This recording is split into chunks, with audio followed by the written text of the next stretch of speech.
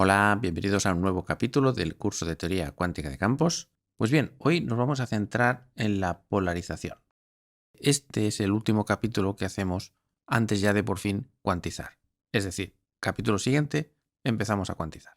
Pues bien, antes de hablar de la polarización vamos a decir unas cuantas cosas importantes y vamos a recordar que el campo de gauge, tal como lo vimos en el capítulo anterior, habíamos dicho que era 0 y aquí ponemos tres constantes ABC. Déjame llamar pues a super 1, a super 2 y a super 3, porque creo que quedará más bonito, por el seno de Kx. Bueno, pues dijimos que esto generaba el campo eléctrico y el campo magnético, que eran ondas planas, solución de las ecuaciones de Maxwell.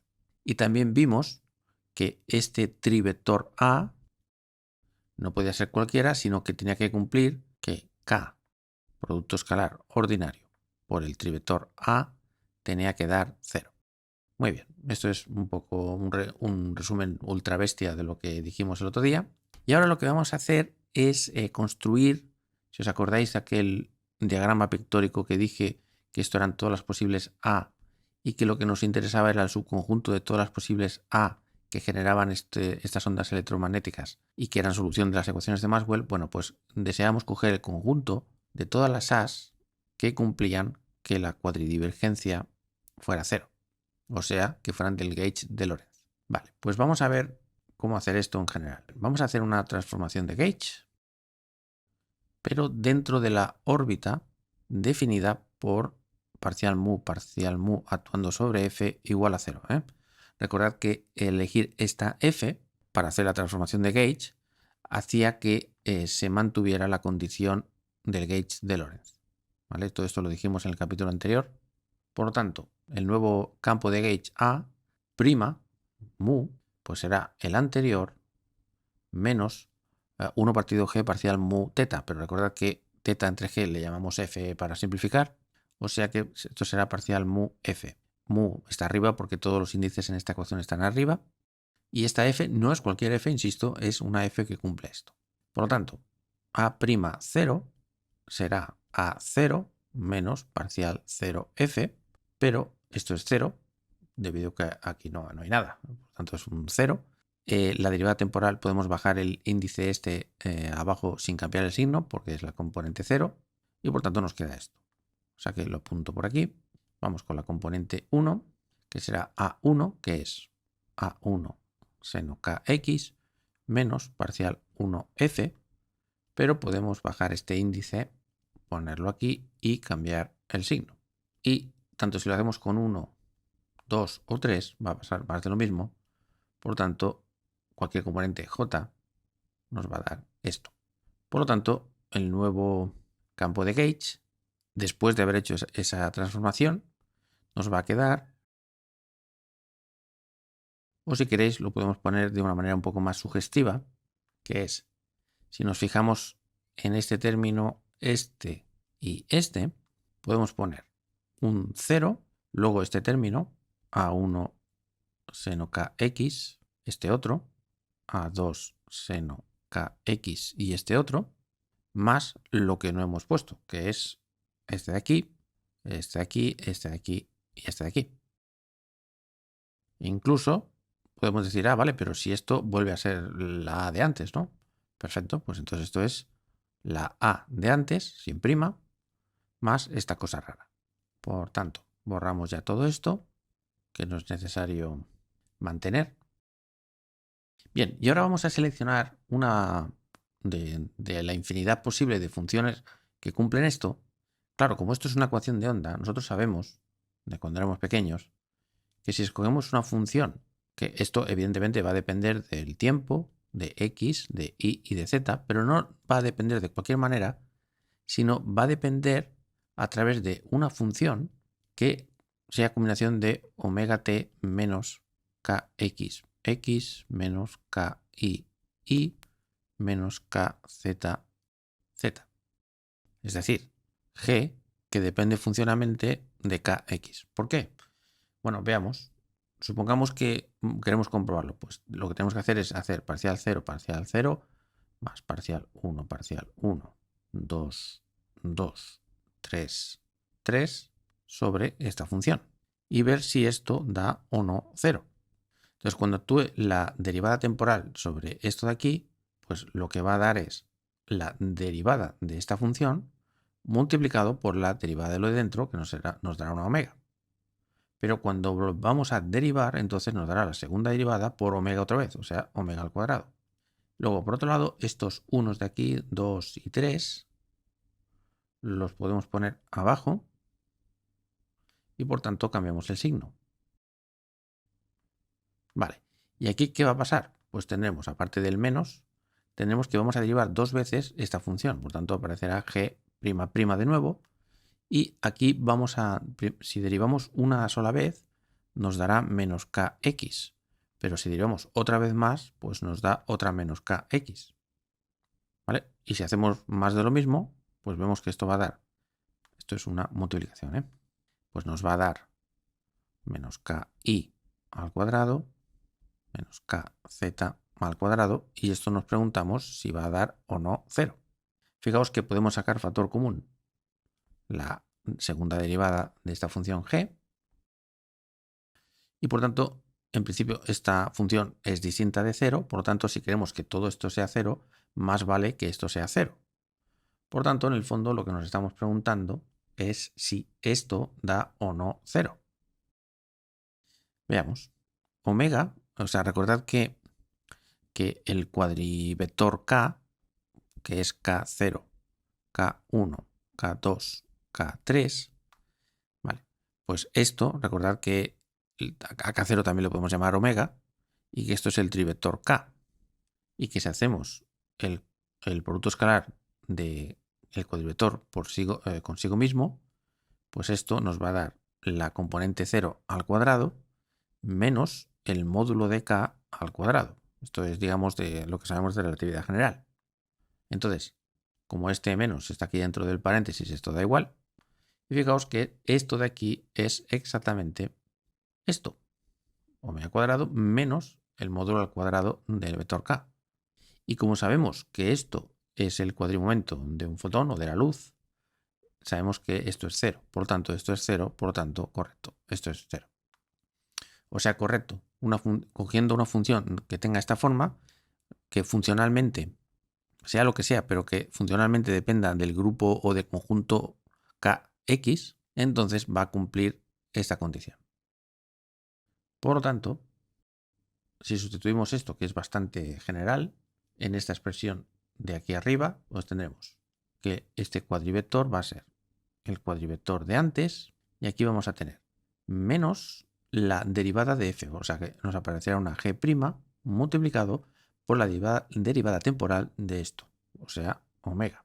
Luego tendremos la derivada, una sola derivada, por la derivada de lo de dentro con respecto de x, o sea que nos va a dar menos kx, y más de lo mismo en las otras.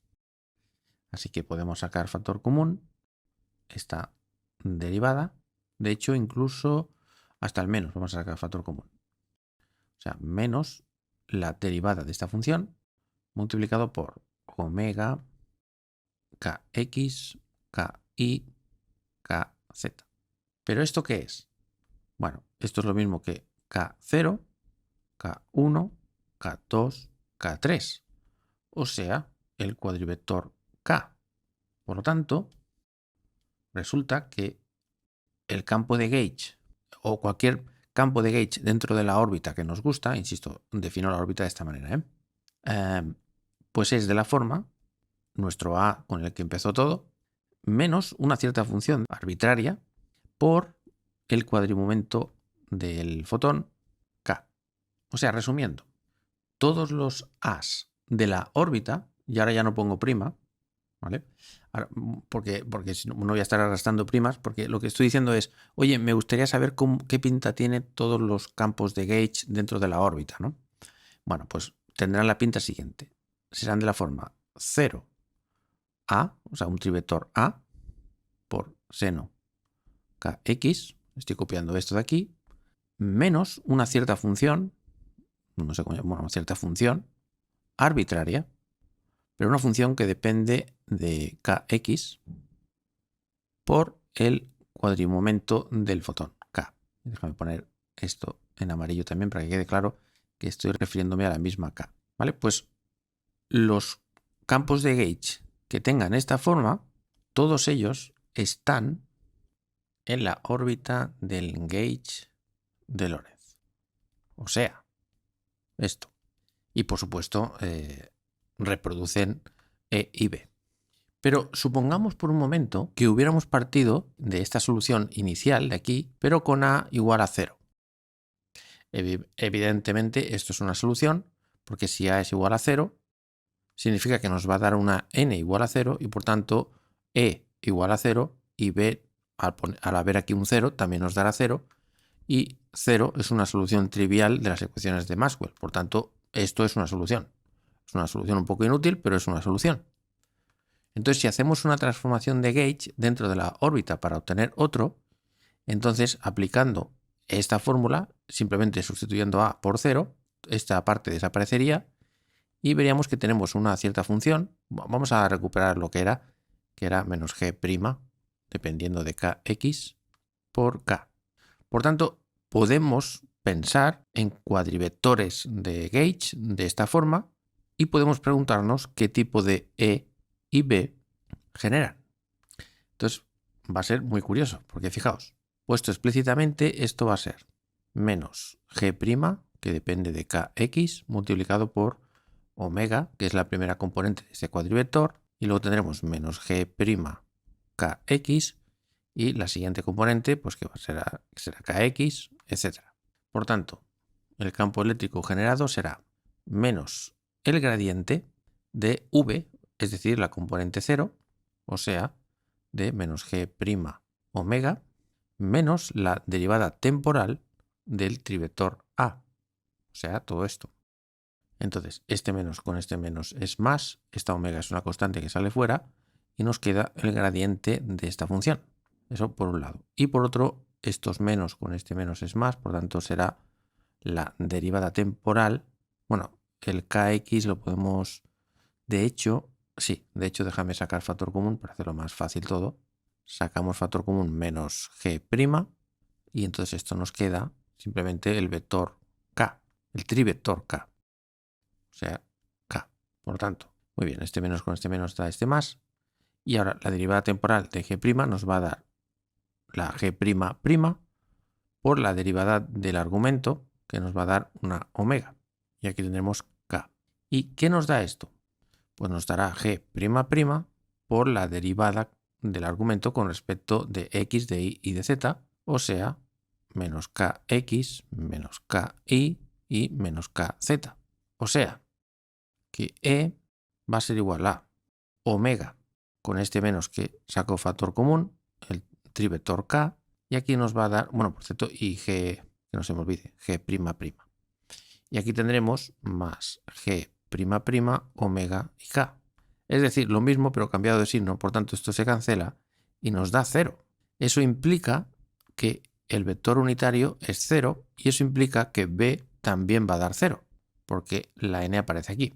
O sea, que lo que vemos es que un campo de gauge de esta forma no da una onda plana. Es solución, pero no da ninguna onda plana. Cuando cuanticemos, lo que va a querer decir esto es que no genera ningún fotón propagándose por ahí. Y aparte, como E y B son 0, y recordad que la energía tenía que ver con E al cuadrado más B al cuadrado, más o menos, pues la energía que aporta también es 0. Es decir, que esto no añade ningún tipo de información extra de nada que no sea algo trivial, que es la solución 0. ¿Vale? Déjame sustituir eso aquí. Vale, ese tipo de cosas, cuando luego lo llevemos a la cuantización, que ya lo veremos en su momento, tiene que ver con lo que se llama la condición de Gupta o el método de cuantización de Gupta-Bleuler. ¿Vale? Esto es un método que es un poco la traducción de lo que estoy diciendo ahora o de lo que voy a decir, pero cuando estemos en el lado cuántico. ¿Vale? Insisto, esto lo hablaremos cuando cuanticemos el campo electromagnético. Yo simplemente lo estoy dejando todo preparado para que cuantizar sea, entre comillas, lo más fácil, ¿vale? O sea que borramos esto, ya hablaremos de eso más adelante, pero vamos a seguir explorando un poco esto para ver las consecuencias. Vamos a imaginar que tenemos un fotón propagándose en alguna dirección. Bueno, claro, digo fotón alegremente, pero en realidad estamos hablando de una teoría clásica, por tanto, lo que estoy pensando es que hay una onda electromagnética propagándose en una cierta dirección, ¿vale? O sea, cuando digo fotón propagándose, en este momento, que estamos aún en la teoría clásica, es una onda propagándose en la dirección, el trivector K. ¿Vale? Pero permitidme hacerlo pictórico dibujando una cosa así, porque esto más adelante se va a traducir en un fotón yéndose por ahí. Pues bien, como decía, está yendo en una cierta dirección del espacio tridimensional. Entonces, si solo tenemos un fotón, nosotros somos libres de elegir el sistema de referencia de tal manera que esto sea el eje X, esto el eje Y y esto el eje Z, porque podemos escoger el sistema de referencia como queramos. Entonces, en este sistema de referencia, el trivector K pues es simplemente 0, 0, K. Y por tanto, el cuadrivector, que es K0, K1, K2 y K3, bueno, pues vemos que no tiene componente ni 1 ni 2, o sea, ni X ni Y, y que la Z es K. Pero además, como sabemos que este cuadrivector multiplicado escalarmente por él mismo, según el producto escalar de Lorentz, tiene que dar 0, y eso implica que esta componente al cuadrado menos esta componente al cuadrado tiene que dar 0, lo cual implica que K0 es igual a más menos K. Vamos a elegir el más, y por tanto, este sería el cuadrivector desplazándose hacia el futuro. Y por otro lado, también sabemos que el módulo del trivector corresponde con la frecuencia del fotón. Por lo tanto, podemos poner esto así o también lo podemos poner así. Omega 0, 0, omega, ¿vale? Indistintamente. Muy bien, lo dejamos por aquí, eso. Vale, si queréis vamos a hacer el dibujo este un poquito más pequeño porque si no, no nos van a caber los cálculos y de hecho ya lo voy a dibujar que no sea tan torcido. Aquí tenemos el fotón yendo en la dirección Z y por aquí tenemos el eje X y el eje Y. Muy bien. Entonces, para simplificar un poco las cosas, nosotros hemos visto antes que esta función g pues es una función que puede ser la que sea con tal de que dependa funcionalmente de kx. Por tanto, esto podría ser, por ejemplo, kx al cuadrado o e elevado a kx o el seno de kx. Cualquiera de estas funciones cumple esta condición. Pero como esto es una ecuación de onda, eso significa que esto es una onda. Pero recordad que por el teorema de Fourier una onda siempre se puede construir a base de suma de ladrillos más sencillos, que son senos y cosenos. Por tanto, lo que podemos hacer es construir o inventarnos una g que sea o un seno o un coseno, de forma que lo que estaremos construyendo es una a que será un ladrillo con el que luego construiremos la solución genérica, porque si a son senos, digamos, pues entonces un a genérico que sea solución será suma de senos o cosenos, que es la solución global para una onda. Así que podemos escoger la f o la g, en este caso, de manera que menos g' de kx sea, pues por ejemplo, seno de kx. Esto siempre lo podemos hacer. ¿Y por qué seno? Pues porque como aquí tenemos un seno, así podríamos sacar factor común. De esta manera nos quedaría 0a más k. De hecho, si queréis, incluso vamos a poner un cierto parámetro alfa para que no quede así tan raro. Vamos a poner aquí, por tanto, un alfa k. Y, por supuesto, todo esto multiplicado por el seno de kx. O sea que a es de la forma alfa por k0 y a más alfa trivector k seno de kx. Pero dado que alfa es arbitrario y las a's también, bueno, la a recordad que tiene que cumplir que el producto escalar con k sea 0, recordad de esta propiedad. Pero aparte de eso, podemos elegir cualquier a con tal de que sea ortogonal a k. Lo que podemos hacer es, en vez de arrastrar esta estructura, lo que podemos decir es, bueno, mira, aquí va a haber un cierto número que llamo b0 y aquí pues va a haber un cierto trivector que llamo b. Y como lo he construido de esta manera, con una g que cumple la condición para que pertenezca a la órbita, es decir, que se cumpla esto, pues entonces cuando yo hiciera la cuadridivergencia de este señor, que sería básicamente parcial 0 a 0, parcial 1 a 1, etc., esto me tiene que dar 0, seguro, por haber escogido la f de forma adecuada. Entonces, si desarrolláis esto, vais a ver que esto básicamente se traduce en que b mu k mu tiene que ser igual a 0. Y esto es, digamos, lo que generaliza esto. O sea, antes solo teníamos esto porque a 0, digamos, era 0. Es decir, aquí no había nada. Pero cuando hacemos una transformación de gauge dentro de la órbita y por tanto aparecen términos 4 números aquí distintos de 0, dado que sabemos que esto ocurre, implica que va a pasar esto. Por tanto, en vez de poner esto de aquí así, vamos a ponerlo más general diciendo que b mu k mu va a ser 0. O sea, que cualquier a perteneciente a la órbita va a ser de la forma un cierto numerito b0, un trivector b, un seno o un coseno, da igual, kx, y este cuadrivector b cumple esto de aquí. Vale, entonces voy a poner un ejercicio que creo que es muy interesante que hagáis porque eso nos va a decir si estoy consiguiendo que se entiendan las cosas o no. El ejercicio consiste en que si imponemos que A tenga esta forma y que además se cumpla esta condición, eso implica que el campo eléctrico E y el campo magnético B que va a generar este señor, pues va a ser B0 por el trivector K menos omega por el trivector B, y todo esto multiplicado por el coseno de Kx. Deja poner, ya que estamos, la K amarilla. Y el campo magnético resulta ser menos el trivector K, producto vectorial B, coseno Kx. ¿Vale? Digamos, esto no sé si parece difícil o fácil, pero es bastante fácil porque calcular el campo eléctrico lo tenéis que hacer con esta fórmula. Y una vez lo arregláis, podéis saber cuánto vale esta n, y entonces luego es cuestión de sustituir aquí y veréis que el producto vectorial de este vector con lo que hay aquí, uno de los trozos se anula y el otro es básicamente este. O sea que parece complicado, pero ya veréis que es una cosa que se puede hacer en 6 minutos, en 7 o menos. Así que entonces, este señor, ojo, y que no se nos olvide, cumpliendo esto, que esto es importante, porque si no, no pertenecería a la órbita, nos genera estos señores.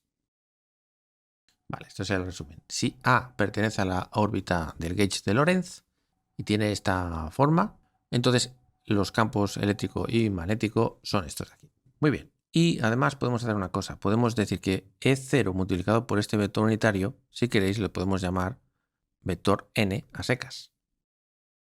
Y luego, tal cual, E0 por este vector unitario, pues podemos llamarle n, ya que no sea unitario, ¿vale? Para hacer las cosas fáciles. Es decir, que aquí tendremos un vector cuyo módulo nos dirá lo intenso que es el campo eléctrico y luego el resto, el vector unitario, nos dice en qué dirección apunta.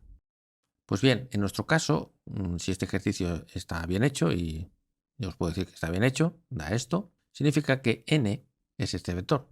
Y lo que nos gustaría es calcular el módulo de este vector porque vais a ver que pasa una cosa muy interesante. Vale, vamos a calcular el módulo al cuadrado, que es básicamente pues n, producto escalar n. O sea, este señor por sí mismo. Y ahora estoy hablando del producto ordinario en R3. Pues tenemos B0 por B0, B0 al cuadrado. Tenemos K por K, eso nos dará el módulo de K al cuadrado. Ahora tenemos este por este, por tanto tendremos B0 omega y el producto escalar K por B. Y aquí más de lo mismo, por tanto aparece un 2. Y esto será más omega al cuadrado y el módulo de B al cuadrado. Pero recordad que esto de aquí, este módulo de K, es lo que hemos llamado omega. Lo he borrado, pero lo he apuntado por ahí. Por lo tanto, esto en verdad es B0 al cuadrado por omega, omega al cuadrado, por supuesto, menos 2B0 omega K escalar B más omega al cuadrado B al cuadrado. Pero recordemos, por otro lado, que K mu B mu es igual a 0. O sea, omega B0 menos producto escalar de K con B es igual a 0, lo cual hace que K por B sea igual a omega por B0. Así que entonces cambiamos este K por B por lo que es omega B0. Pero esta omega con esta omega es omega al cuadrado y este B0 con este B0 también B0 al cuadrado. Entonces tenemos no sé qué menos 2 veces no sé qué, por lo tanto tenemos solo un menos no sé qué. O sea, resumiendo, que el módulo de este vector al cuadrado es igual a esto de aquí, que es menos omega al cuadrado, B0 al cuadrado, más omega al cuadrado, estoy mirando aquí, módulo de B al cuadrado. Y aquí podemos sacar factor común menos omega al cuadrado y nos queda B0 al cuadrado menos el módulo de B al cuadrado. Pero esto es precisamente el producto de Lorentz de B mu con B mu.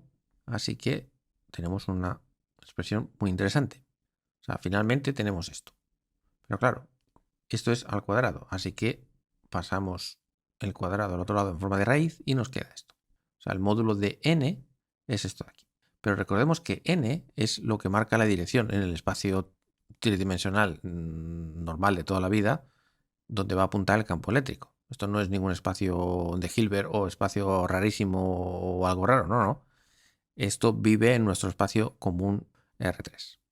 Por tanto, si esto de aquí diera algo positivo, significa que con este menos todo esto daría algo negativo y la raíz de algo negativo daría complejo o imaginario, si queréis. Y por tanto el módulo sería imaginario y esto no puede ser bajo ningún concepto. Por tanto, esto, por consistencia, lo que nos está diciendo es que este cuadrivector B mu, o si queréis, el cuadrivector B, tiene que ser lo que se llama space-like. Space-like significa, como seguro los que habéis visto el curso de relatividad general, recordáis que space-like o de relatividad especial, space-like significa que un cuadrivector es space-like si al multiplicarlo escalarmente Lorentz por él mismo da negativo. Bueno, esto siempre y cuando la métrica, que es lo que hemos elegido para este curso, sea diagonal y elegida con esta asignatura. Pero si B es space-like, significa que A también lo es, porque A y B es prácticamente lo mismo salvo un seno. Muy bien, vamos a apuntar esto por aquí. Y por tanto, ahora, ya que sabemos esto, entonces como esto va a dar negativo, con este menos se va a ir y por tanto basta con que pongamos un valor absoluto y entonces esta fórmula ya es válida. Bueno, es válida a condición de que el cuadrivector B sea spacelike. Incluso podemos sacar omega fuera y entonces tenemos omega por la raíz del valor absoluto del producto escalar de B consigo mismo. Muy bien, pero vamos a volver a nuestro fotón o nuestra onda que viajaba en la dirección Z. Bueno, recordad que viajaba en una dirección arbitraria, pero nosotros hemos escogido los ejes de forma que coincida con Z. Por tanto, lo que voy a decir ahora es genérico en el sentido de que si finalmente el fotón se propagara en otra dirección y no quisiéramos poner los ejes, pues simplemente se aplica una matriz de rotación y ya está. Pero bueno, en este caso concreto, veamos qué pasa con los campos eléctrico, magnético y A. Bueno, en primer lugar, sabemos que lo que tiene que pasar es que el cuadrivector B, producto de Lorentz, con el cuadrivector K, tiene que ser 0, que es básicamente, de nuevo, esto de aquí. Por tanto, si escogemos que K, que lo he borrado, pero que K, recordad que en este ejemplo era K0, 0K, pues aquí lo que vamos a tener es B0, el vector P, producto escalar de Lorentz, K y el 0, 0K. Entonces esto nos va a dar este señor por este señor, menos el producto escalar de B, producto escalar, digamos, ordinario, con 0, 0K. pero K, recordad que era omega, por tanto esto nos da B0 por omega. Y aquí vamos a tener B1 por 0 es 0, más B2 por 0 es 0, más B3 por K. Pero K vuelve a ser omega. O sea que si sacamos factor común omega, nos da B0 y B3. Pero recordad que esto debe dar 0. Ya hemos demostrado que esto da 0 porque pertenece a esta órbita. Y por tanto esto da 0. Lo cual implica que B0 es igual a B3. O dicho de otra manera, solo si B0 es igual a B3, esto es una solución que satisface esto y por tanto está en la órbita. ¿Vale? Para decir que A está en la órbita tendríamos que decir esto y añadir por aquí esto también, para ser más precisos. ¿Vale? Necesitamos que esto también se cumpla o equivalentemente, si estamos con este ejemplo en el que el fotón se está propagando en la dirección Z, pues esto. ¿Vale? Pero esto de que B0 sea igual a B3 solo ocurre cuando estamos con este ejemplo en concreto. Esto es lo que debe ocurrir en general. O sea, que el A que va a generar los campos eléctricos y magnéticos en forma de onda plana propagándose en la dirección Z, pues va a ser esto. Si queréis vamos a llamar a esto, yo que sé, por ejemplo, beta, o sea, una cierta constante. Pues B0 va a ser beta. Aquí tendremos B1 y B2, pero B3 va a ser lo mismo que B0, que le hemos llamado beta, por el seno de Kx. Si recordamos lo que os he dicho antes, que cuando estamos en la órbita y aparece una componente aquí que no es 0, sino es lo que sea, así que esto se podía separar en dos. En una componente, vamos a decir, longitudinal, en el sentido de que va en la dirección del cuadrivector K, y luego el resto. Y os dije que aportaba la solución trivial para el campo eléctrico y el campo magnético, es decir, que no aportaba, que los hacía 0 directamente. Claro, esto en este punto, ¿cómo se ve? Bueno, pues una manera de verlo es decir, oye, más vale que E y B no dependan de beta, porque beta es la responsable de que haya una componente longitudinal que vaya en la dirección de K. Y vamos a ver muy fácilmente que efectivamente así es. Si miramos en la fórmula de arriba, decimos, a ver, ¿qué es B0? Bueno, le hemos llamado beta. ¿Qué es K? Pues en nuestro ejemplo es 0, 0K. Aquí tenemos omega. Y luego B, pues será un cierto B1, un cierto B2 y B3 le hemos llamado beta de nuevo. Y recordad que K o omega es lo mismo en este ejemplo. Y entonces fijaos lo que pasa. Este primer vector será 0, 0, beta omega y el segundo vector será omega beta 1. Déjame ponerle, omega beta 1, omega beta 2, omega beta. Y fijaos que aquí aparece beta omega menos omega beta, por tanto se van.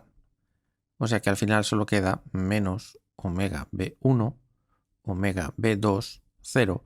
Y efectivamente, bueno, le faltaría el coseno, este coseno de aquí.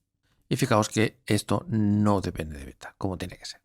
Vale, seguramente alguien se estará preguntando, bueno, ¿y por qué nos cuentas todo esto? ¿O cuál es el problema? ¿O qué es lo que está pasando? ¿No? Bueno, pues básicamente toda esta idea se puede resumir en lo siguiente.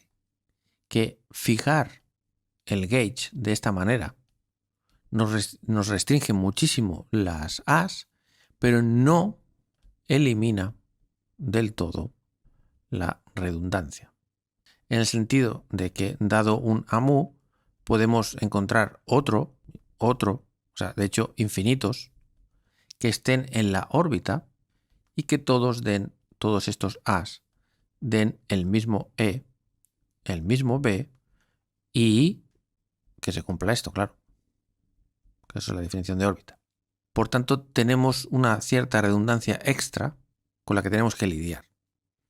Y en este caso, pues eso se ve claramente con el parámetro beta. Elegir una beta, pues yo que sea 3 o que sea menos 17.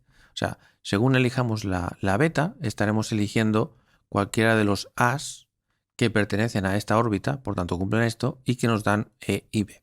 Pero además se da la circunstancia de que todas estas betas nos dan una componente extra del campo de gauge que da 0 fotones propagándose en el espacio real. O sea que son completamente irrelevantes. No existen. Bueno, podemos decir que no existe, o podemos decir, que es otra manera de verlo, que si se generara, por ejemplo, un fotón polarizado de esta manera, con un cierto valor aquí, pongo 1 por poner algo, entonces necesariamente se tiene que generar otro, que será 0, 0, 0, 1, de manera que si esto es estos son, digamos, dos fotones, digamos, pues la suma de estos dos fotones quedará 1, 0, 0, 1. Se cancelan de tal manera que reproduce E igual a 0 y B igual a 0, que es como si no hubiera ningún fotón. Estas son posibles interpretaciones. O sea, hay gente que piensa que no existen fotones polarizados con un cierto valor. Esto es lo que se llama polarización escalar, por cierto. Polarización escalar. Y esto se llama polarización longitudinal. Ojo, y en todo momento me estoy refiriendo a un fotón o fotones propagándose con esta K. Pues bien, lo que decía, que hay gente que piensa que estos fotones no existen y hay otra gente que piensa que sí que existen, pero si existe este, también existe este, de manera que no provoca ningún efecto observable. Claro, y seguramente te estarás preguntando, bueno, vale, pues ahora que me has dicho esto, pues haz una cosa, vamos a ver, si esos señores, digamos, no provocan ningún efecto observable, ¿por qué no dices, oye, pues mira, el A más genérico posible, pues que sea 0, beta B1, B2, 0, seno de KX y ya está, ¿no? Claro, pero el problema es que si nosotros imponemos a mano que esto sea 0 y 0, esto no es covariante Lorentz, en el sentido de que si cambiamos de sistema de referencia, esto deja de ser 0. Por tanto, si queremos montar una teoría que sea covariante Lorentz, que valga para cualquier sistema de referencia inercial, necesitamos que aquí haya pues lo que sea. Y es un poco esta la idea en la que se basa el método de Gupta-Bleuler, que estoy haciendo un pequeño spoiler, ¿no? Que es básicamente decir, oye, mira, vamos a dejar que esta gente esté por ahí, digamos, vamos a cuantizar como si eso fuera posible, como si existieran fotones que están polarizados así, y luego vamos a añadir una condición extra para que las probabilidades de ocurrencia de que aparezcan señores polarizados de esta manera tan rara en los resultados sea 0. Que no deja de ser un truco matemático para imponer lo que es la realidad. Que no hay fotones finales que podamos observar que tengan estas dos polarizaciones que os acabo de decir. Pero a nivel clásico podemos poner estas betas, pero bueno, sabemos que lo relevante aquí va a ser estos dos números, que eso sí que nos van a dar fotones o ondas observables. Y que si os fijáis, esto lo que va a querer decir, además, como el B1 apunta en la dirección 1, 0, 0 y el otro apunta en la dirección 0, 0, 1, 0, estos señores son ortogonales a 0, 0, 0, 1. Por tanto, los campos eléctrico y magnético van a formar 90 grados con la propagación como tiene que ser. Y esto lo que nos va a indicar es lo que la gente llama polarización transversal, que es la única, digamos, por así llamarlo, observable o física. Son las polarizaciones físicas. Las otras, estas de aquí, dadas por estas betas, son no físicas. Muy bien, pues dicho esto, vamos ya al paso final, que es expresar A de una manera mucho más conveniente que no con un seno. Y enseguida entenderéis por qué. Entonces, a ver, el resumen sería, si K es de la forma 0, 0K, entonces el cuadrivector A tiene que ser de la forma un cierto número, B1, B2, el mismo número del principio, por el seno de KX. Y de esta forma se cumple que este cuadrivector escalarmente Lorentz con el cuadrivector K es 0. Y por tanto no solo reproduce las ondas electromagnéticas, sino que además está dentro de la órbita. Muy bien, todo esto es lo que ya he dicho. Vale, pues ahora lo único que voy a hacer es dar unas indicaciones y lo dejo como ejercicio, que es lo siguiente. Sabiendo que el seno de KX, por definición, es e elevado a i kx menos e elevado a menos i kx, entre 2i, si lo sustituimos aquí y arreglamos un poco, resulta, el campo de gauge, lo vamos a poder poner como C0, un cuadrivector que llamo epsilon0 por e elevado a menos i kx más C0 conjugado, epsilon0 conjugado, e elevado a i kx, y lo mismo con el 1, con el 2 y con el 3. O sea, el sumatorio desde 0 hasta 3, en donde este 0, 0, 0, 0 pasa a ser una R. Pero cuidado, como estamos con el caso de propagación en el eje Z, las Cs que nos van a dar aquí son C1 será menos B1 entre 2i, C2 menos B2 entre 2i, C0 igual a C3 igual a menos beta partido 2i, y por otro lado, déjame poner esto magenta, el cuadrivector epsilon 0 es 1, 0, 0, 0, el cuadrivector este es 0, 1, 0, 0, 0, 0, 1, 0, y epsilon 3 es 0, 0, 0, 1. Es decir, la base canónica, vamos. Y esto no sé si os parece complicado o no, pero es muy fácil. Esto se hace en 7, 8 líneas como mucho. Porque básicamente cuando sustituyamos esto aquí, pues lo único que tenemos que hacer es separar el primer trozo, que será beta 0, 0, 0, por estas exponenciales, más B1 y lo demás lleno de ceros por estas exponenciales. Tenemos ya los 4 trozos. Luego juntamos, sacamos factor común e elevado a menos i kx y vemos todo lo que hay por ahí delante. Y lo mismo con e elevado a i kx. Juntamos los términos y da esto. O sea, no es muy fácil, la verdad. Pero creo que es bueno que lo hagáis para que veáis con vuestros propios ojos que esto, que es lo que primeramente se pone en los libros muchas veces, pues es una tontería, ¿vale? Esto de aquí es una manera complicada, pero conveniente, de escribir esto de aquí arriba. Bien, entonces, para los que estáis observando este vídeo con precisión y con mucha observación, veréis que he puesto aquí un asterisco y aquí otro asterisco, o complejo conjugado, ¿no? Bueno, en las Cs es normal porque en las Cs salen números complejos y entonces hasta cierto punto es comprensible que, pues que pongamos aquí un conjugado. Pero estos vectores epsilon todos son reales y la verdad es que no tiene aparentemente mucho sentido que pongamos un asterisco aquí. Pero eso no es del todo, o sea, es cierto parcialmente. Sí que es cierto que en este caso pues no hay por qué ponerlo, pero sí que va a ser imprescindible si queremos describir lo que la gente llama polarización circular.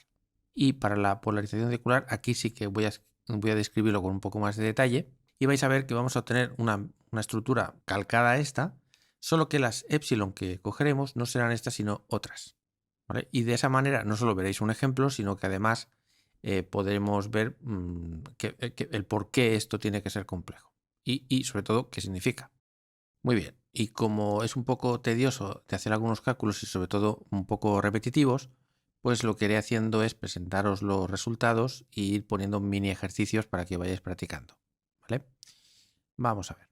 Lo primero es decir, bueno, ¿qué es esto de polarización circular? Bueno, pues básicamente lo que nos dice la polarización circular es que es posible que si estamos de nuevo con el ejemplo del eje X, eje Y, eje Z y que tenemos un fotón propagándose en esta dirección, bueno, pues es posible inventarse un campo, vamos a llamarle, vamos a ponerlo verde, por ejemplo, ¿no? Pues un campo eléctrico que en vez de vibrar en el eje X, por ejemplo, lo que esté haciendo es girar en torno al eje Z. Y el campo magnético, rojo, pues también girar. De forma que esta gente va girando a medida que se va propagando por el eje Z. Eso sería una polarización circular. Entonces, ¿cómo podemos generar un campo eléctrico que esté girando? Bueno, basta con recordar de cuando éramos pequeños el movimiento circular, ¿no? Uniforme. Si querías que algo hiciera circulitos, pues lo único que tienes que hacer es inventarte aquí pues R coseno de omega t y R seno de omega t, básicamente. Y esto es un movimiento circular de radio R.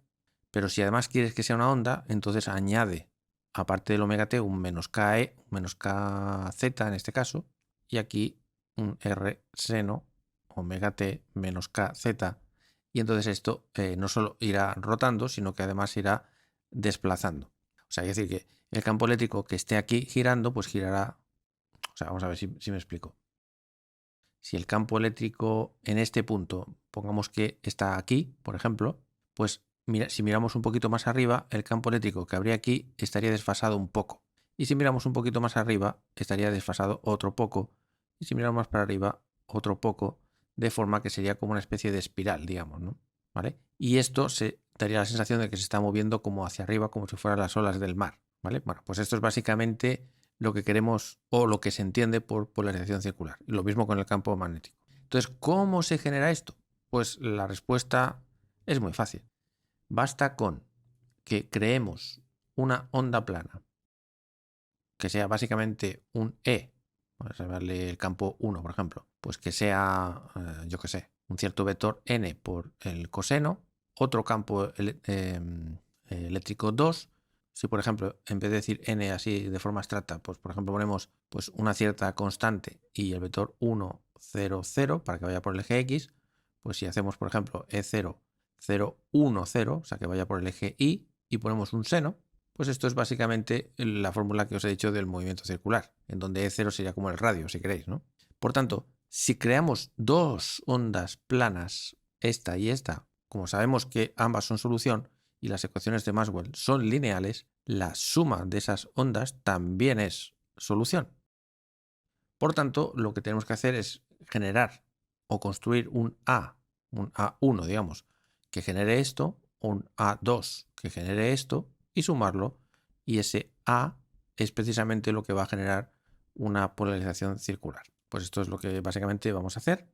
Y entonces, el mini ejercicio que os pongo, y lo pongo de ejercicio porque es que es básicamente hacer más de lo mismo que hemos estado haciendo, ¿no?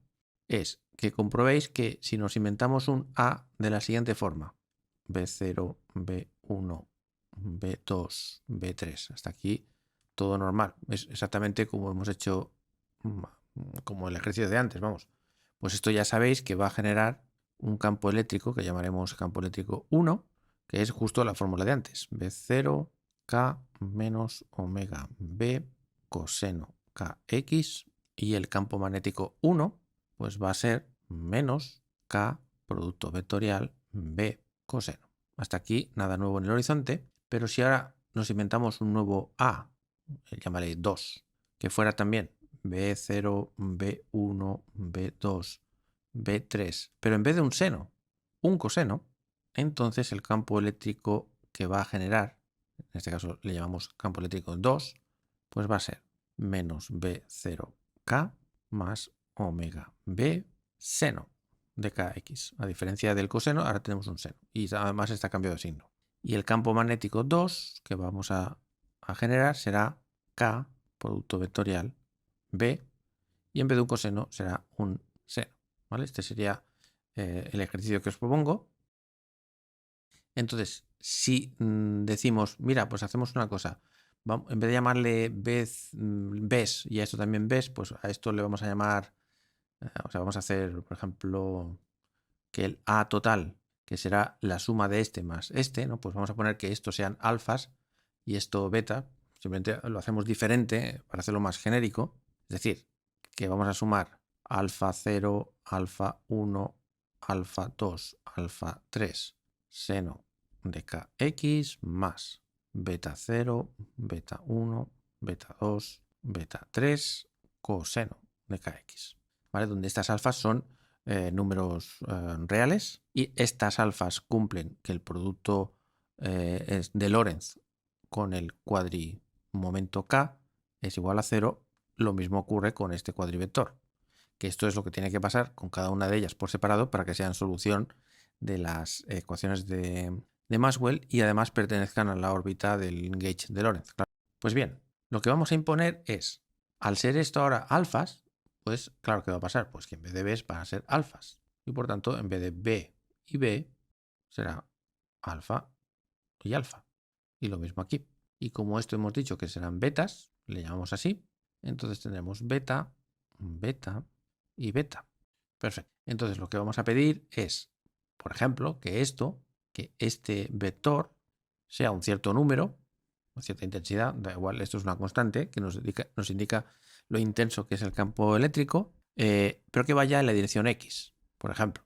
Por tanto, nuestro campo eléctrico 1 va a oscilar con un coseno en la dirección X. Y pedimos que el campo eléctrico 2, este señor de aquí, pues más o menos un poco lo mismo, pero pedimos que ahora oscile en el eje Y, ¿vale? Para que podamos conseguir ese movimiento circular. Algo oscilando con un coseno en la X y algo oscilando con un seno en la Y, pues eso producirá un movimiento circular.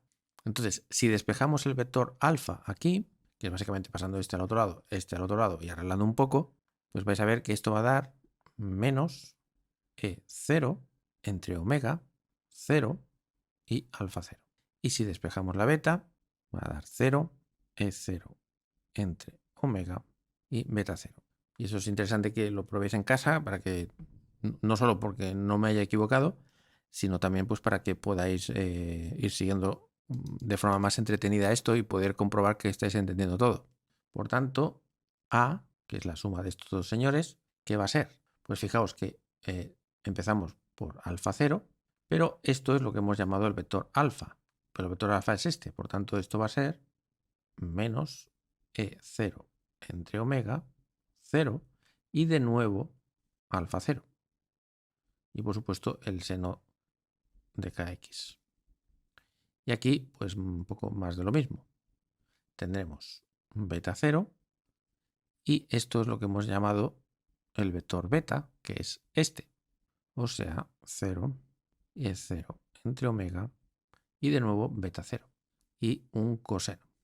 Pues ya está, ya podemos borrar todo porque ya hemos conseguido lo que queríamos. Nos hemos inventado un par de campos eléctricos, uno con un coseno y otro con un seno, y que uno oscile en la dirección X, otro en la dirección Y, y que ambos tengan la misma intensidad, digámoslo así.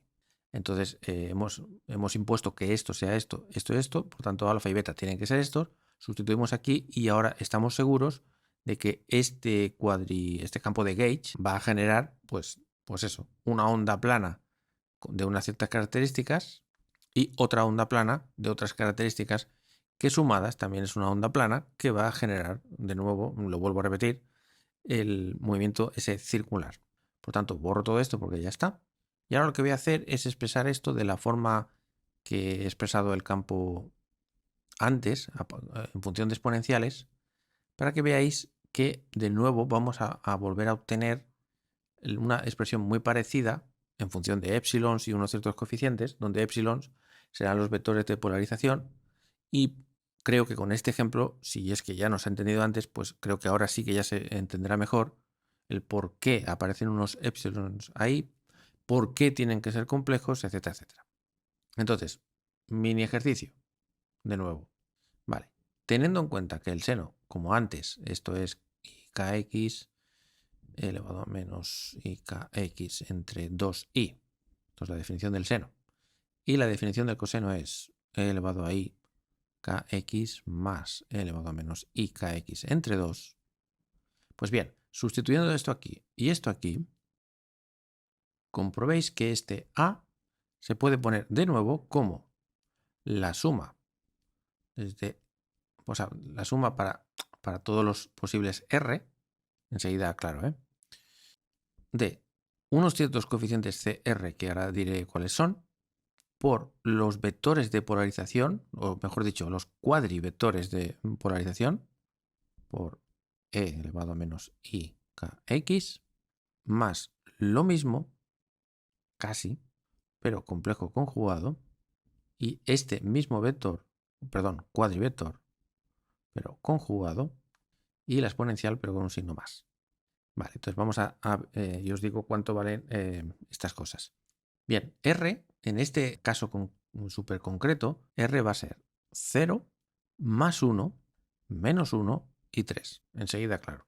C0 va a ser exactamente lo mismo que C3 y resulta ser beta 0 entre 2 más I alfa 0 entre 2.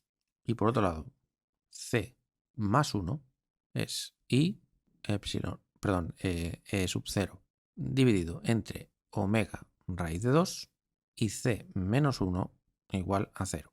Y por último falta deciros lo que va a ser epsilon 0. Esto va a ser como antes, 1, 0, 0, 0. Mira, el epsilon 3 lo pongo también porque también va a ser como antes, 0, 0, 0, 1.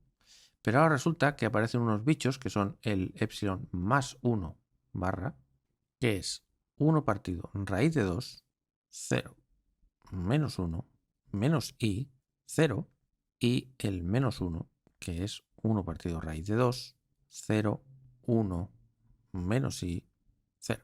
Y a estos señores, a este de aquí y a este de aquí, se le llama cuadrivectores de polarización de helicidad más 1 y menos 1, ¿vale? Eso es por este más 1 y este menos 1, ¿vale? Así es como se llaman. Este, os recuerdo también cómo se llamaba, este de aquí en concreto se llamaba cuadrivectores de polarización escalar, de hecho, perdón, cuadrivector de polarización escalar, y este es el bla bla bla, cuadrivector de polarización longitudinal, ¿vale? Y recordad que estos eran los que no generaban ningún fotón real viajando por ahí. Por tanto, si los quitáramos tampoco pasaría nada. Pero estos no, estos sí que son los que realmente generan la polarización circular. Entonces esto que puede parecer muy misterioso, en realidad es una tontería porque, insisto, esto de aquí sale de forma natural simplemente sustituyendo el seno y el coseno por lo que es y arreglando un poco, ¿vale? Entonces, claro, lo podría hacer yo aquí, pero eso, aparte de que nos llevaría unos 15, 16 minutos, 17 minutos, os privo de que lo probéis vosotros y como os estoy dando el resultado, pues que comprobéis que efectivamente es lo que da. Creo que es un muy buen ejercicio para perderle el miedo, si es que lo ha habido en algún momento, sobre el tema de las polarizaciones. Y además surgen estos señores súper interesantes que tienen que ver con la helicidad y que en concreto, recordad lo que es la helicidad, que esto lo expliqué en algún vídeo de la cuarentena, que básicamente es el spin pero proyectado en la dirección de propagación, ¿vale? Sobre esto también hablaremos. De hecho, podría hablar, pero aquí de cada cosa podría hablar largo y tendido y podría estar haciendo un vídeo de 4 horas. Pero bueno, dejo pendiente el tema de la helicidad para cuando hablemos un poco, cuando volvamos a cuantizar el campo electromagnético y ahí hablaré un poco más. Pero que sepáis que en el capítulo 39, esto lo digo solo por si tenéis curiosidad, pero ya hablaré largo y tendido más adelante cuando cuanticemos, ¿eh? Pero bueno, en el capítulo 39, si os acordáis, en un momento dado definí el J12, que era el generador de la tercera componente del momento angular, o sea, esto sería rotaciones en torno del eje Z. Pues bien, esto era una matriz 4×4, pues podéis comprobar que estos dos señores son vectores propios de esta matriz con valores más 1 y menos 1. Y esto a nivel clásico se puede interpretar como el spin, a nivel clásico, ¿vale? Pero bueno, ya no hablo más de eso porque yo solo quería daros, digamos, la posible manera de poner los vectores A, de manera que esto generan una solución de las ecuaciones de Maxwell y generan fotones que están polarizados de las maneras que queráis, digamos. Y luego además también porque quería haceros ver que el por qué estas epsilon salen de forma natural complejos y estos números también. Pero claro, evidentemente toda esta combinación de cosas al final sale real. Porque fijaos que todo esto viene de expresar esto de otra forma complicada. Pero aquí todo es absolutamente real, ¿vale? Esto y esto es exactamente lo mismo, solo que puesto de otra manera extraña. Vale, pues este vídeo está quedando un poco largo, pero es que ya tengo ganas de acabar con esto y lo que me falte ya lo diré cuando tenga que cuantizar el campo electromagnético, porque es que si no al final no vamos a acabar nunca y no voy a empezar nunca la cuantización, que ya va siendo hora. Así que de lo último que voy a hablar ahora es de lo que se llama la relación de completitud.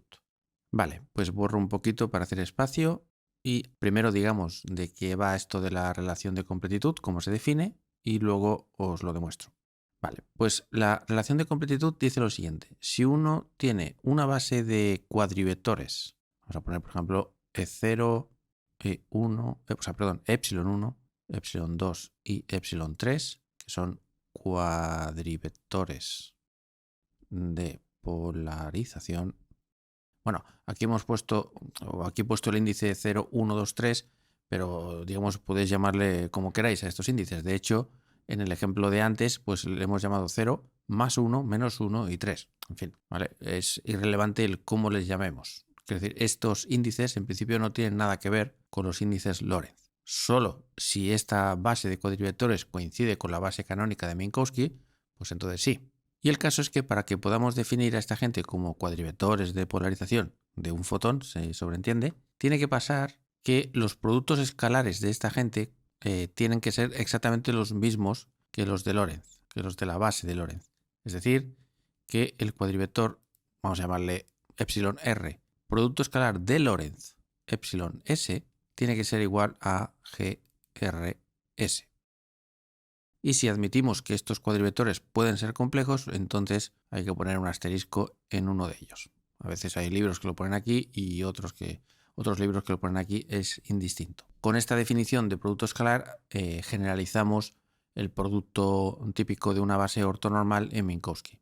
Bueno, ortonormal entre comillas, porque ya sabéis que las componentes espaciales van a dar -1 y la componente temporal pues va a dar 1. Pues bien, la relación de completitud lo que nos dice es que el sumatorio para las R's desde 0 hasta 3 de un cierto número que podemos poner, no sé cómo se llama este número, me parece que es xi o algo así, R, epsilon R componente mu, epsilon S, R, asterisco, nu, pues esta suma tiene que dar G mu no, donde G es la métrica que ya conocemos, la de siempre.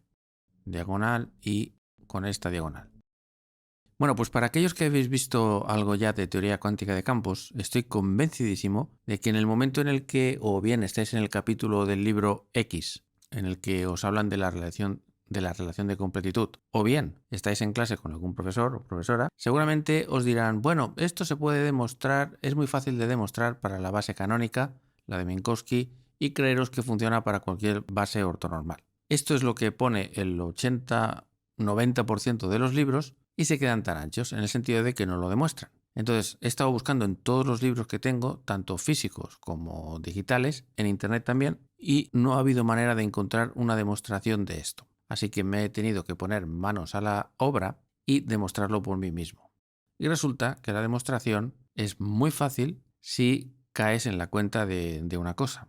Entonces yo tengo que reconocer que he estado por lo menos pensando en ello quizá un día, aquello cuando vas comiendo o cuando estás a punto de dormir, que vas dándole vueltas, y no ha sido hasta última hora que he dado con la idea para obtener la demostración y que se basa en una tontería como una casa, ¿vale? Así que, dado que nadie pide la demostración de esto, o sea, digamos, de hecho yo creo que si vais a algún profesor de la asignatura de teoría cuántica de campos y le preguntáis, perdone, ¿sabe usted cómo demostrar esta relación? ¿O sabe usted de algún libro? Bueno, pues a lo mejor sí que nos descubre que hay algún libro, que por cierto, si hay alguno de vosotros que sepa de alguna referencia o algún libro donde esto esté deducido o demostrado, pues por favor que nos la ponga en los comentarios porque estaré encantadísimo. Pues bien, a continuación os voy a dar la demostración, pero que sepáis que me ha costado un riñón y parte del otro, ¿vale? Bueno, pues la demo, que por cierto, he hecho la demostración suponiendo que los epsilon son reales y ya cuando he acabado de hacer esta demostración, pues ya no he tenido más ganas de ponerme a investigar cómo sería la generalización de esa demo, admitiendo que estos epsilon pueden ser complejos, ¿vale? Así que os lo pondré como ejercicio a ver si hay alguien que pueda continuar mi demostración y ampliarla a los complejos. Que no creo que deba ser muy difícil, pero yo ya estoy cansado. Vale, entonces vamos a ver. Ah, sí, vale. Pues lo que hacemos es partir de lo siguiente. Decimos, a ver, vamos a partir de vamos a decir, una base facilona. Déjame ponerlo en forma de columnas, que es la base canónica de Minkowski de toda la vida. Vale, y está claro que esta base, como es la de Minkowski, pues cumple con esta propiedad sin asteriscos, ¿eh? No obstante, lo dejo aquí para que quede constancia que es lo que he dicho antes, que esto se generaliza a vectores de polarización o cuadrivectores de polarización que pueden ser complejos. Bien, entonces, esto de aquí, si lo sustituimos aquí... por cierto, que no he dicho lo que es esta xi, perdón, estoy ya cansado. Sí, esta xi, cuando le ponemos un 0 aquí, vale 1, y cuando ponemos cualquier índice 1, 2, 3, va a valer menos 1. Bueno, pues la cosa es que podéis comprobar trivialmente que sustituyendo esta base aquí, pues se cumple con este sumatorio. Perfecto, con esta se cumple esa relación. Pues bien, la pregunta es, ¿qué tipo de transformación tenemos que hacer sobre esta base de vectores para que se siga cumpliendo esto? Bueno, pues la respuesta es muy fácil. Tiene que ser una transformación de Lorentz, porque recordad que las transformaciones de Lorentz están construidas de manera que se conserve, o sea, que se conserva los productos escalares. O dicho de otra manera, que si la métrica en la base inicial es G, después de hacer una transformación de Lorentz, la métrica vuelve a ser G, exactamente, no cambia. No es como la relatividad general, que cuando uno cambia de coordenadas, pues la métrica va a cambiar. Una transformación de Lorentz es una transformación muy concreta que está hecha de tal manera que la métrica conserva la misma forma. Por tanto, podemos decir, pues fantástico, entonces podríamos decir, vale, pues entonces cogemos, vamos a llamar a los otros vectores, pues, yo qué sé, por ejemplo, epsilon', 0. ¿Y cómo voy a construir este vector? Pues aplicando una transformación de Lorentz, la que queramos, sobre el vector epsilon 0 y lo mismo con los otros vectores. Y por supuesto con la misma transformación de Lorentz para todos, claro. Evidentemente poniendo pues 1, 2 y 3, claro. Pues bien, como bien sabemos, esta transformación de Lorentz cumple, o es digamos la propiedad definitoria, que es la siguiente. Si os acordáis de, por ejemplo, esto lo expliqué en los grupos en el tutorial de grupos de Lie, en los últimos episodios que dedicaba al grupo de Poincaré, pues deduje esto, digamos, de primeros principios, por así decirlo. Deduje que esta matriz o esta transformación tiene que ser tal que deje invariante la métrica de esta manera. La traspuesta de esa transformación de Lorentz por la métrica, por la matriz, por la transformación de Lorentz tal cual, esta multiplicación tiene que dejar invariante G. Pero también se puede ver que si esto es cierto, entonces también lo es esto. Esto es una forma de decir que si tenemos una transformación de Lorentz, la que sea, y es de Lorentz, entonces la traspuesta también es una transformación de Lorentz. Esto es básicamente lo que quiere decir. Déjame apuntarlo. Si esto es una transformación de Lorentz, esta también lo es. Y esto, amigos y amigas, es la clave de la demostración. Justo esta inocente frase. O por lo menos de la demostración que yo he encontrado. Vale. O sea, esto en forma práctica lo que quiere decir es, claro, si nosotros decimos, a ver, una matriz de Lorentz en esta representación, pues es una matriz 4×4, ¿no? Entonces, pues será, pues eso, 4, son 16 números, ¿no? Y si decimos, vale, si por ejemplo colocamos el primer vector, el epsilon 0, que será 1, 0, 0, 0, fijaos que al hacer este por este, pues lo que nos va a dar, es lo que sea que haya aquí, pues aquí. Luego, lo que sea por 0, pues 0, lo que sea por 0, o sea, el resto de números que hay por aquí se anulan porque hay ceros aquí. Y si aquí tenemos, pues yo que sé, un triángulo, pues más de lo mismo. Triángulo por 1 nos va a dar triángulo, pero el resto de cosas, al multiplicarlas por 0, no hace nada. Y si aquí tenemos una estrellita de mar, pues aquí nos dará la estrellita de mar. O sea, en conclusión, lo que vengo a decir es lo que sabemos todos, que sea lo que sea que hay aquí, es justamente lo que aparecerá aquí. Y lo mismo vale para este y este. La conclusión de todo este rollo es que esta transformación de Lorentz la podemos pensar, o sea, una vez hayamos construido la transformación de Lorentz que queramos, cualquiera, pues esto de aquí lo podemos pensar como que va a ser las componentes de un vector que no va a ser otro que, como es la primera columna, pues va a ser este de aquí, el epsilon 0', y lo mismo va a pasar con las otras columnas. Ojo, y esto solo vale si la base de partida es la de Minkowski, o sea, esta de aquí, ¿eh? Pero como hemos partido de esta, pues entonces fantástico. O sea, lo que estamos haciendo básicamente es partir de la base de Minkowski, ver que esto es verdad y luego construir otras bases, de hecho una familia infinita de bases que sigan cumpliendo eso y que no hay más remedio que estén relacionadas con una transformación de Lorentz. Por tanto, esto, aunque parezca que no es general, es del todo general, porque partimos de un componente o un miembro de la familia y a partir de este miembro de la familia construimos todas las bases o miembros de la familia infinitos que van a cumplir esto de aquí. Y lo que nos falta por ver es si toda esa familia restante de bases construidas a partir de transformaciones de Lorentz también cumplen esto. Pues bien, vamos a esta frase y decimos, vale, pues si esto es una transformación de Lorentz, también debería serlo la señora traspuesta. Por tanto, digamos, las filas que estaban aquí pasan a ser columnas. Así que si esta señora, que también es una transformación de Lorentz, la aplicamos sobre cada uno de estos señores, volvemos a decir, vale, pues entonces estos señores verdes también es otra base. Para que no se confunda, déjame llamarle, por ejemplo, pues yo que sé, U0, U1, U2 y U3. Simplemente porque las primas estas pues son las que sean, pero estos números no tienen nada que ver con estos números. Estos son el número que había aquí, aquí, aquí y aquí, y esto es un vector, un cuadrivector. Pues bien, lo que estoy diciendo es que ahora este número, este número, este número y este número, que son los que van aquí, pues eso también es uno de los vectores que va a formar una nueva base que no tiene nada que ver con esta, sino pues es otra. Y como esto, debido a esta frase, esto también es una transformación de Lorentz, automáticamente se va a cumplir que UR, producto escalar, US, también va a ser GRS.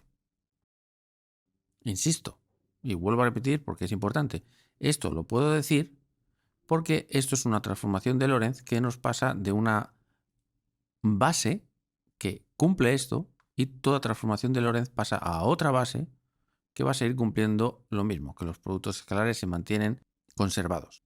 Y esto es precisamente la clave. La clave que, digamos, poner esto con un poquito más de detalle nos lleva automáticamente, como vamos a ver ahora, a esto. Así que voy a borrar un momento por aquí porque todo esto ya lo sabemos. Y simplemente con que pongamos con detalle lo que es la transformación de Lorentz esta, enseguida vamos a ver que se cumple trivialmente la relación de completitud. Vale, si lo miramos desde esta perspectiva, lo que vemos es que esta columna se refiere al vector epsilon 0'. Pero, lógicamente, esto es la componente 0 de ese vector, la componente 1, la componente 2 y la componente 3. ¿Vale? Este 0 de aquí abajo nos dice cuál de estos vectores estamos considerando y el numerito de arriba nos indica pues, las componentes de ese vector. Por tanto, esto es la componente temporal de vector 0, la componente x del vector 0, etc. Y hacemos exactamente lo mismo con las otras columnas. Lo que pasa es que evidentemente tenemos que cambiar estos índices, que ahora lo hago rápido. Perfecto. Y ahora, debido a que la transpuesta también es una transformación de Lorentz, significa que esta fila, esta de aquí, podemos interpretarla como un nuevo cuadrivector U0, en concreto el U0, ¿qué será el U0? Pues tendrá componentes, pues este numerito, este, etc. Y lo mismo va a pasar con los otros.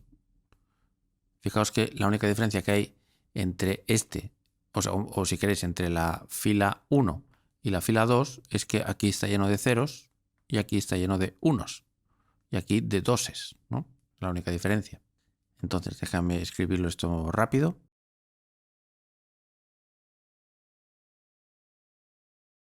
Y no olvidemos que se ha de cumplir esto.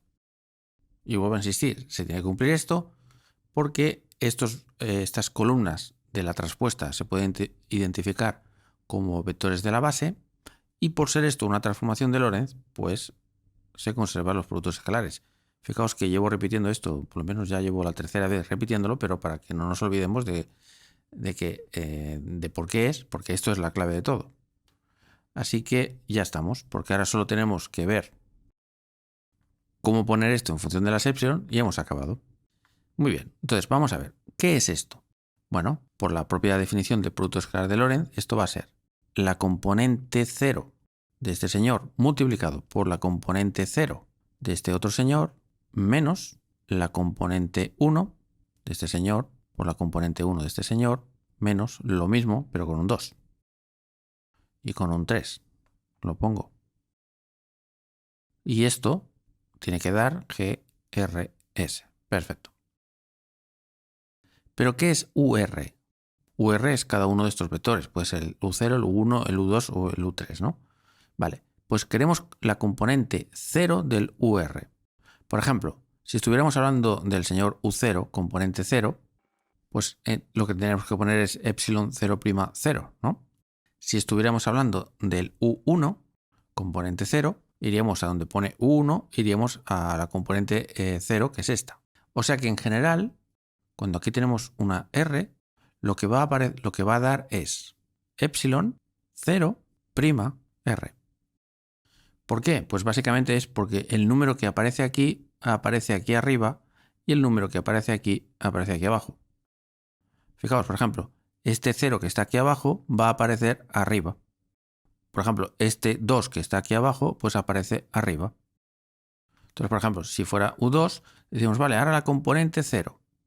Bueno, pues la componente 0 es esto de aquí. Fijaos que lo que aparece aquí es justamente ese 0. Que queremos, por ejemplo, en vez de la componente 0, pues la componente 1. Pues aquí tendría que aparecer un 1, que es justamente este 1 que aparece aquí, porque es la componente 1, etc. Bueno, espero que se entienda. O sea, la historia está que este señor va a ser epsilon' 0 R. Y aquí es exactamente lo mismo, pero en vez de una R, una S. Pues epsilon' 0 S menos. Y aquí más de lo mismo. Va a aparecer epsilon' y el 1 va a aparecer aquí y esta R aquí. Y lo mismo con esto, pero con una S. Y exactamente igual en los otros términos. Solo que aquí aparecerá un 2 y aquí un 3. Y esto, por supuesto, sigue siendo igual a GRS. Y ya está, porque ahora lo único que hay que hacer es poner esto en forma de sumatorio, que es una tontería, porque solo hay que tener en cuenta que aquí aparece un más, aquí aparece menos, menos y menos, ¿no? Y fijaos que aparece menos cuando estos son números espaciales, por así decirlo. Y aparece un más 1 cuando aquí tenemos 0 y 0, que son los componentes temporales. Por eso que aparece esta xi o esta letra rara para indicar pues, que habrá un 1 o un menos 1 dependiendo de lo que valga la R. Entonces aquí vamos a tener el sumatorio. Estos índices vamos a llamarle momentáneamente desde A, desde 0 hasta 3. Vamos a hacer ahora a tener en cuenta el signo con esta letra rara. Y ahora aquí nos aparecerá una epsilon' y otra epsilon'. Y vamos a ver qué tenemos que poner ahí. Bueno, abajo está la suma de los índices que hemos llamado A. Y arriba tenemos R y S. R y S. Y esto tiene que ser igual a GRS. Y recordad que si los índices están abajo, pues es una matriz. Si los índices están arriba, es la matriz inversa. Pero cuando una matriz es diagonal, su inversa es 1 entre cada uno de los elementos de la diagonal y se queda exactamente igual. O sea, la matriz inversa de G, cuando la G es diagonal llena de unos o menos unos, pues se queda exactamente igual. Por tanto, es lo mismo poner GRS abajo o GRS arriba. En este caso, ¿eh? Y ahora simplemente es un cambio de nombre. En vez de llamarle R, pues le llamamos mu. Es un cambio de nombre normal y corriente. Y en vez de llamarle S, le llamamos nu. Y aquí, en vez de llamarle A, pues le llamamos R. Y voilà, tenemos la relación de completitud.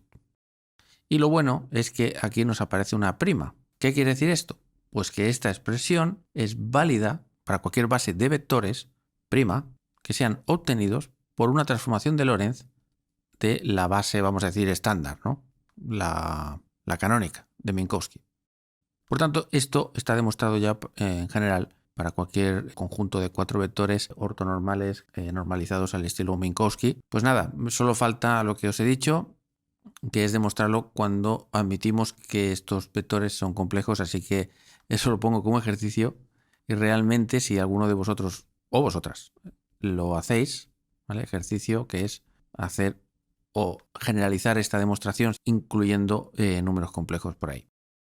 ¿Vale? Me hará mucha ilusión, insisto, en recibir un ejercicio en donde lo tengáis demostrado. Pues nada, muchas gracias por ver este vídeo. Ha sido muy largo y espeso, soy consciente, pero la buena noticia es que todo esto se hace típicamente en los libros muy rápido.